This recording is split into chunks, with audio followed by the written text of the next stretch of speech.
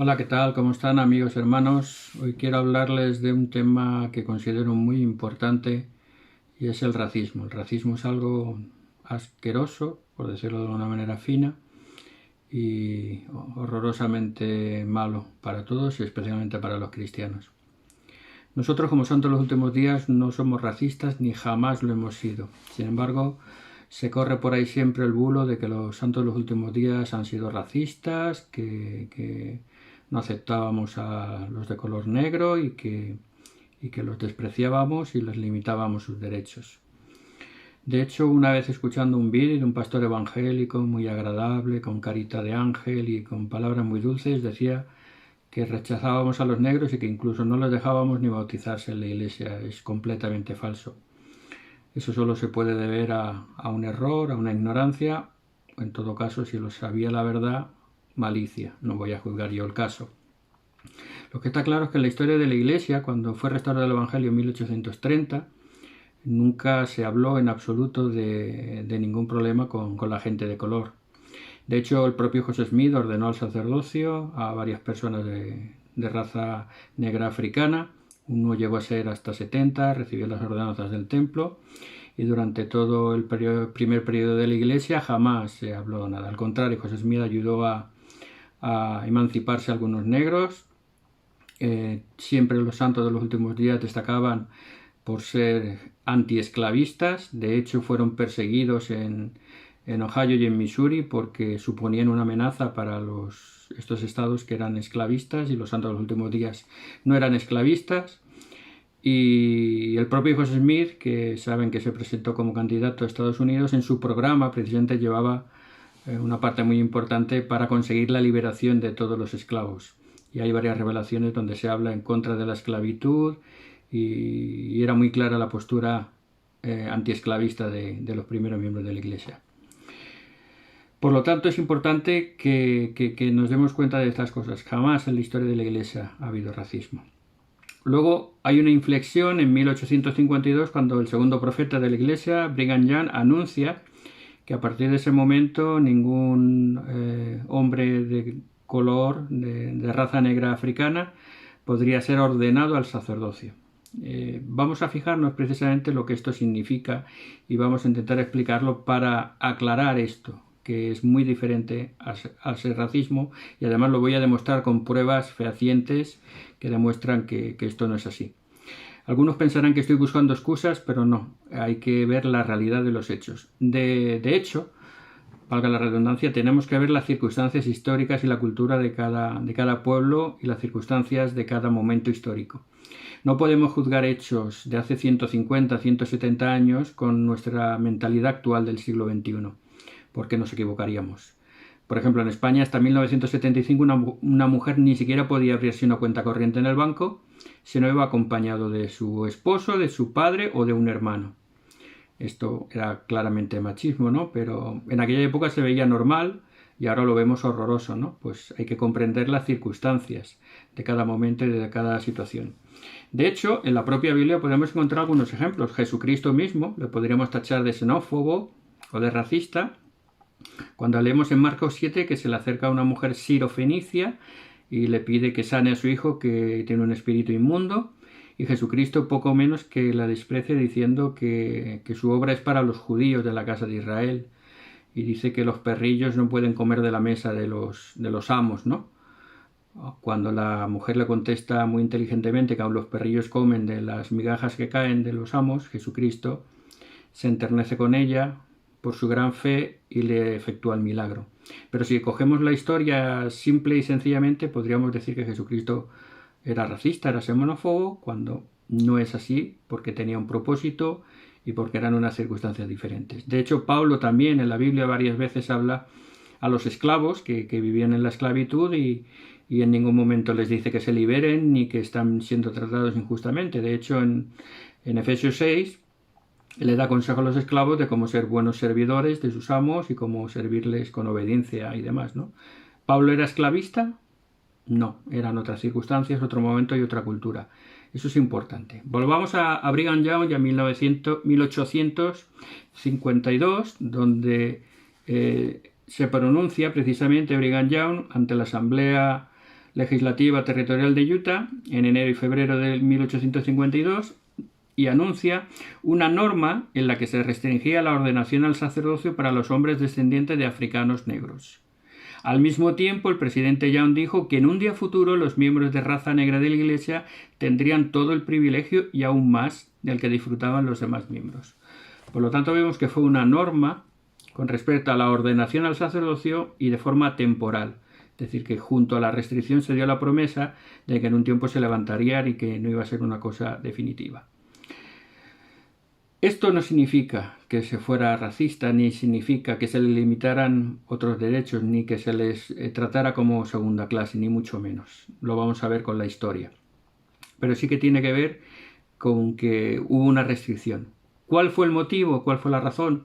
No lo sabemos. Los historiadores la han estudiado, han buscado motivos, razones y no se ha encontrado ninguno. De hecho, el libro de Mormón en 2 Nefi 26:33 enseña claramente que todos somos iguales ante Dios, varones o hembras, esclavos o libres, blancos o negros. Específicamente cita la raza, la circunstancia y el género para decir que todos somos iguales ante el Señor. Entonces no era una cuestión doctrinal, no era una cuestión interpretativa, era una norma que no sabemos por qué se puso.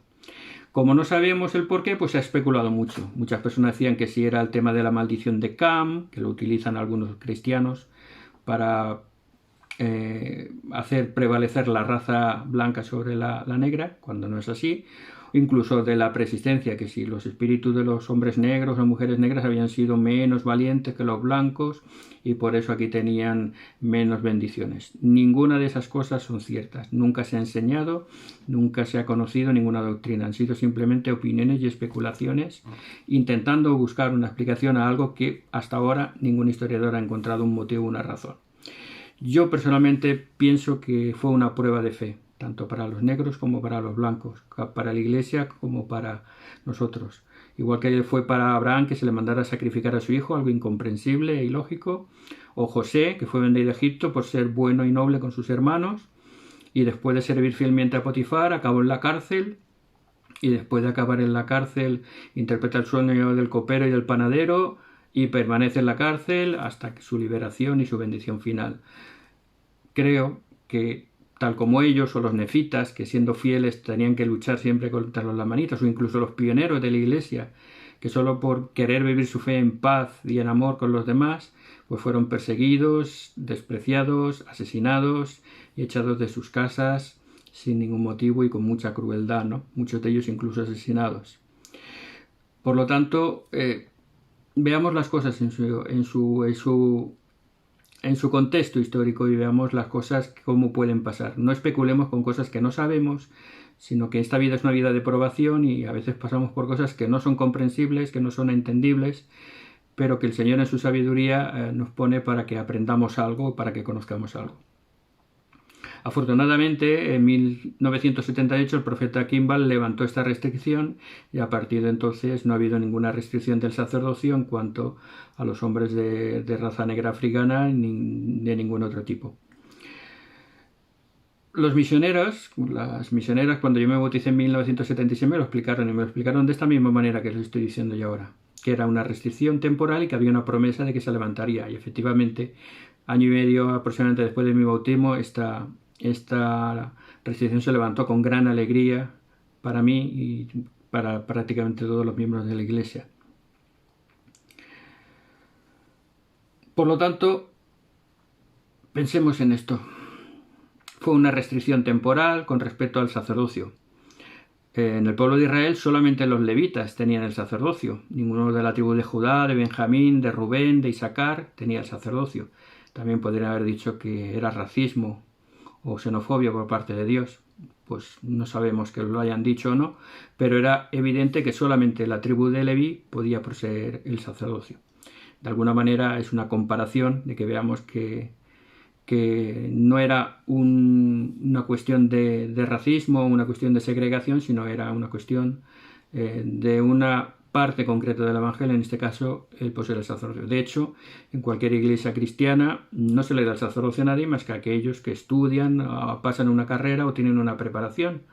Por lo tanto, podríamos también decir que los ignorantes son despreciados, son desechados porque no pueden aprender.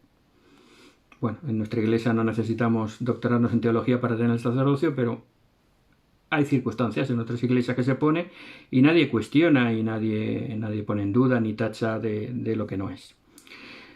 Pero, igual que los pioneros sufrieron pruebas, los negros africanos, miembros de la iglesia, también fueron pioneros, también pasaron muchas pruebas y también tuvieron que sobrellevar muchas dificultades, pero ellos fueron fieles y nunca, y hay historias y muchas historias, les voy a pegar algunas historias de ellos y algunas pruebas que ahora les voy a enseñar, de que a pesar de que tenían restricción de sacerdocio, jamás fueron tratados mal ni segregados. En la iglesia jamás hubieron congregaciones de blancos y negros, jamás se separó a los blancos y los negros.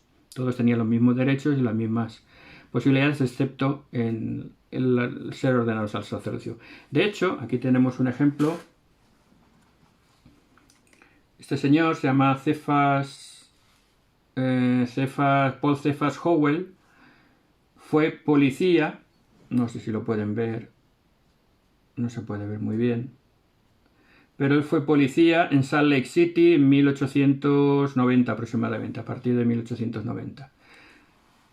Fíjense si una sociedad racista permitiría que un detective de policía fuera de color negro en una sociedad racista, es ilógico. Él, de hecho, se considera, porque hasta ahora no se ha conseguido encontrar a nadie anterior a él, que fue el primer detective afroamericano en todos los Estados Unidos, en Salt Lake City. Y él tuvo el privilegio, en la dedicación del templo de Salt Lake en 1893, él estaba en la puerta principal de guardia. Uno de los mayores privilegios en uno de los días más grandiosos, más importantes de la historia de todo el estado de Utah. 1893, 6 de abril creo que fue, dedicación del templo de Salt Lake, este hermano de color negro, vestido de policía, de guardia, en la puerta principal del templo. Ese es un ejemplo, claramente. Luego tenemos, por ejemplo, otro ejemplo, ya ni siquiera miembro de la iglesia, un hermano defensor de los derechos civiles de los negros de los final del siglo XIX, principios del siglo XX. Washington T. Booker, pueden buscarlo, aquí está la Wikipedia, lo copié de la Wikipedia en este artículo. Este hermano fue invitado en 1913 a visitar Utah para que conociera la situación de los negros miembros de la iglesia y estuvo unos cuantos días allí, se entrevistó con hermanos negros de miembros de la iglesia. Dice que vivían en aquel entonces más de 1000 negros en Utah, se entrevistó con ellos y todos le dijeron que eran bien tratados y que no tenían ningún problema con los demás miembros de la iglesia. Por lo tanto, vemos que no hay ninguna razón para alegar ni por parte de un detective de policía, el primer detective de policía negro en Salt Lake City, en la mayor ocasión, y usando su autoridad como policía, como detective, y este hermano, que era defensor de los derechos de los negros, viendo in situ la situación de ellos y escuchando solamente buenas cosas de parte de los hermanos de color de la iglesia. De hecho, decía que hasta sentía cierta empatía con los santos de los últimos días, porque decía que los comparaba un poco con la situación de los negros en Estados Unidos, ¿no? Dice, los santos habían sido perseguidos por su fe, al igual que los negros habían sido esclavizados por su color de piel. Y a que a los negros siempre se les trataba mal, se les trataba de ignorantes y de torpes, se tergiversaba sus posibilidades, igual que a los santos de los últimos días, que se decían que eran torpes, que eran sucios, que eran ignorantes, ¿no? Cuando él vio la prosperidad y la limpieza y la educación de los santos, se quedó maravillado, ¿no? Y dijo, esta gente es trabajadora, esta gente es inteligente, es culta, ¿no? Y nada que ver con la imagen que nos han dado. Entonces comparaba la situación de los negros en América con la de los santos de los últimos días y dice que eso le hizo empatizar mucho y simpatizó mucho con la causa de los santos de los últimos días y escribió varios artículos en periódicos de Nueva York alabando a los santos de los últimos días y hablando de la igualdad que habría racista que había en la iglesia. Por lo tanto, vemos que como otras tantas historias de la iglesia, otros tantos prejuicios, otros tantos cartelitos que nos ponen son fruto de la ignorancia y la tergiversación, cuando no de la mala intención, y que en la historia de los santos de los últimos días no ha habido racismo ni actualmente hay racismo en la iglesia. Por lo tanto, aceptemos las cosas como son, veamos la realidad y veamos que todos somos iguales ante Dios. Que Dios los bendiga.